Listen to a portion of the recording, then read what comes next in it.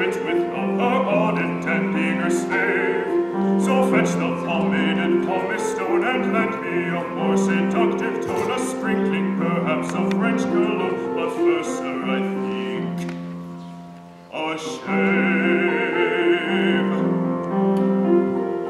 The closest I ever gave.